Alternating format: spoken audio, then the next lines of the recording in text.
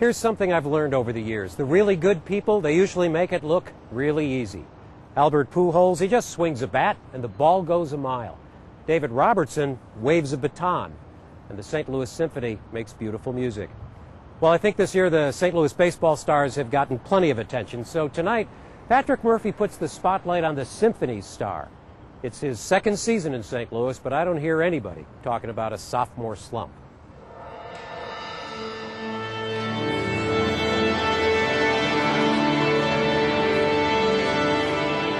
Music directors of world-class symphony orchestras often live in the rarefied world of high culture.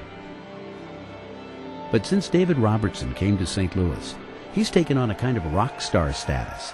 Even the symphony's promotions claim it's different with David Robertson. Indeed, it is. Americana from Copeland, his ballet rodeo.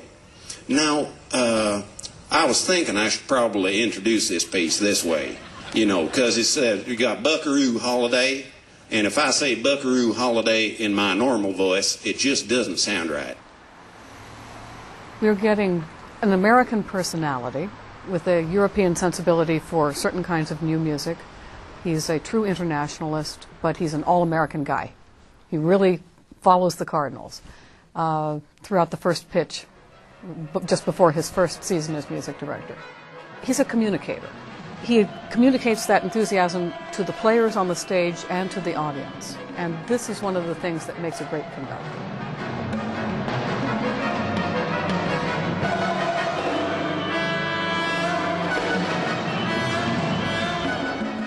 Rumors of my being a great person are, definitely overrated. I try and remember that, in fact, much of this is goodwill that people have for the symphony. You know, it's the same thing when you're performing. If I perform a work by Beethoven or Mozart, these are geniuses. And so what happens is, because they're no longer living in the human neighborhood along with us, somebody comes to a concert, they are absolutely overwhelmed by something. And who are they going to talk to? Who are they going to say that was amazing? Well, you know, I'm the guy who's the highest on the podium. But it's actually, I'm receiving it for a lot of people. Nevertheless, David Robertson came to St. Louis with an international reputation. In addition to his responsibilities here, he's also the principal guest conductor of the BBC Symphony Orchestra. He was the resident conductor of the Jerusalem Symphony Orchestra and music director at the National Orchestra in Lyon and the Contemporary Ensemble in Paris. After his first year as music director in St. Louis, he extended his contract until 2010. What makes Robertson so sought after as a conductor is a rare combination of talent and instinct.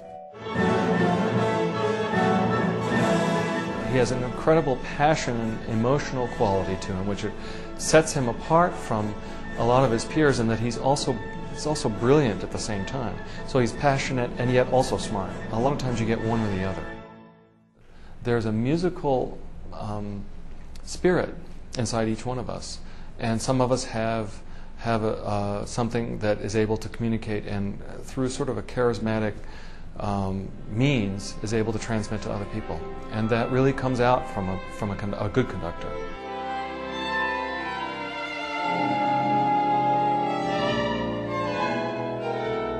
The trick is that you always have to remind yourself you're up there to listen, and your players need to know that you're listening to what they're doing. If you ask anybody, where did you learn to read the gestures of a conductor? The most eloquent response you'll get is, I don't know. And this is really the sort of mystery about the thing, is how does this all work? And in fact, it's really very simple. You show, as a conductor, space. So you move from, let's say, point A, up through point B, and actually back to point A. The art is that between the start and the end of that parcel of time, you can show all sorts of things, and human beings are incredibly sensitive to all sorts of things. You know, you're in a restaurant, and there are a couple, and they're talking, and you aren't paying any attention to them whatsoever, and you just hear a slight strange sound coming over, and you look over for a moment, and you have picked up that this couple is about to break up, and man, this is the worst dinner engagement they've ever had. How do you know this? You know this because you're a human being, and you're extremely sensitive to all sorts of things, even things that are none of your business. Well, it's exactly the same way when you get 100 individuals together. And in this case, they're sensitive to everything that's happening in the music, as well as their own playing, and as well as the things that other people are doing around them. So it's the part of the fun and part of the challenge is to somehow get a handle on all of that human interactivity that's going on. He will go from one extreme to another in colors and in dynamic range and emotional impact, like from complete reservation to something that's really wild and exciting. And he does that so effectively. It gives us this huge palette of colors and of timbres and of emotional qualities that we can use, and it makes it very unpredictable. Robertson warms up for a performance as if it were an athletic event, which in fact his style of conducting is.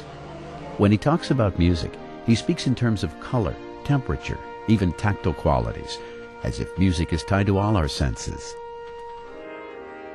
One of the things that really bugs me in English is we have the same word for two entirely different things. We say soft. Well, how would you describe this pillow? Well, that pillow is soft. How would you describe the volume of that sound that you can hear in the corner of the mouse eating the cheese? Well, it's soft. Those are two very different things. In German, for example, I have sanft and weich, and I have leise. So these are three terms, and I can actually really delineate quite precisely what it is that I want to say. So if that can be very, very soft and back away from each one of the accents, just touch, but that it's a sort of a nervous thing rather than otherwise. A little bit like the Clouseau movies, The Inspector, the way that he would sort of that type of thing. There are moments where it is actually helpful to say, I need this chord to be like a morning light where there's just a little bit of pink, and so everything is slightly diffuse. And you would think this is the classic moment at which the cynical people in the music profession say, oh yeah, and then he said it's like the sunrise coming over the hill. But at the same time, if you have the right communication with people, they have all of the technical knowledge built on decades of practice and knowledge of their instrument. They know it better than anybody. They probably know their instrument better than they know their husband or wife. They say, oh, okay, well, I'll do this. And they move they move the bow to a slightly different part on the string.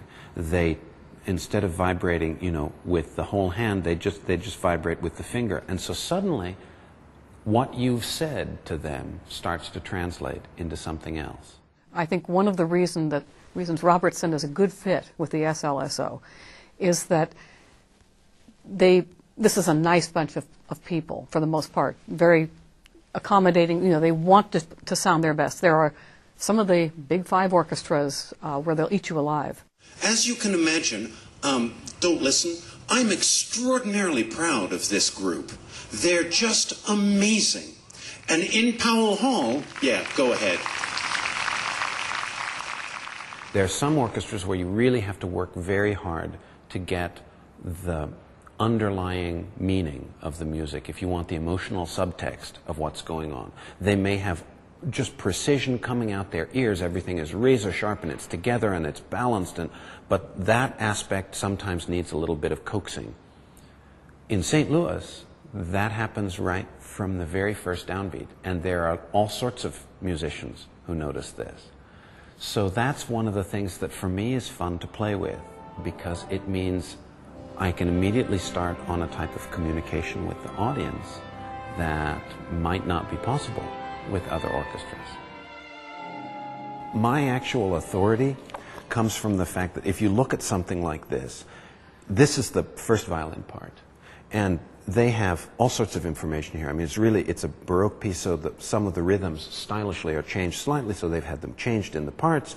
They have how they bow, so that shows them how you bow. That shows the actual rhythm. These show the pitch, where they play the melody, and so forth and so on. They've got dynamics there. They've got the kind of stroke that they want. They have trills that are added, all sorts of things, crescendos and diminuendos, so getting louder and softer. They've got in two and all of that. Well, they have that information, and they come to the rehearsal being able to play that like a concert. But what I have is something like this. I got a part. This is a different piece, but it's the same basic idea. I've got all the orchestra. I've got every single one of the lines there. So what happens is that when I'm doing my part, I'm actually looking at what everybody's playing. But my authority in the end doesn't come from the fact that I'm some sort of, ultra musician who is better than any of the other musicians. My authority comes from the fact that the composer may not necessarily be able to be there. And so I know this like I wrote it.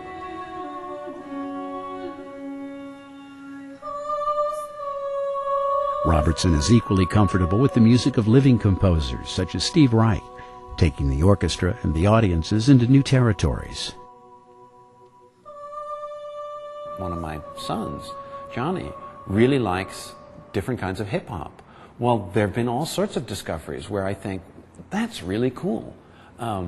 When I was coming to St. Louis, I thought, wow, Nelly's an important musician here. I should get to know some of his stuff. So I picked up a couple of his recordings. And there's one track on Nellyville which I would absolutely love to do with the orchestra, because they're making sort of sounds, and I know the electronic instruments they're using to make them, the various different kinds of synthesizers and samplings that they're using and that they're overdubbing, and it's very cool. The St. Louis Symphony Orchestra is a collection of many of the world's most talented musicians, recreating the work of geniuses produced over a period of centuries. That's serious business. Under the leadership of David Robertson, the sounds they produce will resonate in new ways with everyone who listens. You don't need to have ever taken a music lesson to really be able to get something. And so, as much as possible, I try to remind myself and remind my colleagues that, this is music that's part of life. It is not just, about itself. It's about, the totality of our experience.